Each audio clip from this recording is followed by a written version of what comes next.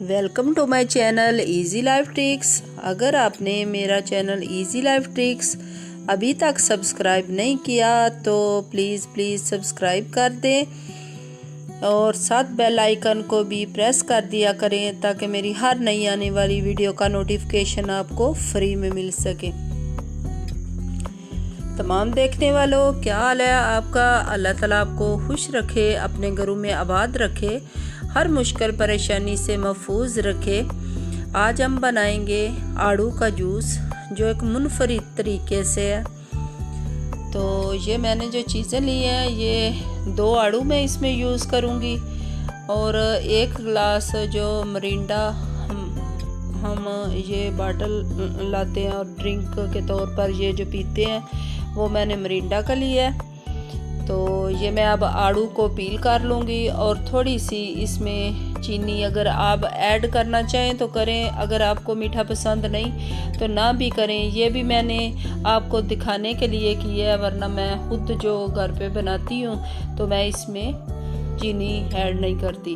तो ये मैंने 2 बड़े साइज़ के आड़ू जो हैं वो पील करके साफ़ सुथरे तो मैंने ब्लेंडर जग में डाल दिए और ये जो मरिंडा तो ये मैंने हाफ गिलास अभी डाला है, बाद में मैं दूसरा डालूँगी। आपने भी थोड़ा थोड़ा करके डालना है। तो ये मैंने आइस इसमें डाल दी। तो अब मैं थोड़ी देर इसको ब्लेंड कर लूँगी। तो ये देखें काफ़ी हद तक बेहतर हो चुका है। अब दूसरा जो आधा गिलास मैंने रखा था वो भी मैंने मरिंडा का इसमें डाल दिया और अब फिर इसको थोड़ी देर ब्लेंड करूँगी। तो आड़ू तो आपको पता है कि सेहत के लिए बहुत अच्छे होते हैं, ये स्किन के लिए बेहतरीन होते हैं। तो ये देखें जी, ये बनकर तैयार हो गया है और ये यकीन करके माने इतना टेस्टी होता है कि आप बाज़ार से कोई भी ड्रिंक ले आएँ तो इसके नेमुल बदल नहीं है। ये इतना मज़े का और इसके फ़वाइद भी बेशुमार हैं। तो जो लोग शुगर वगैरह के मरीज़ हैं वो इसमें चीनी ना भी ऐड करें तो ये फिर भी उनकी सेहत के लिए ठीक है।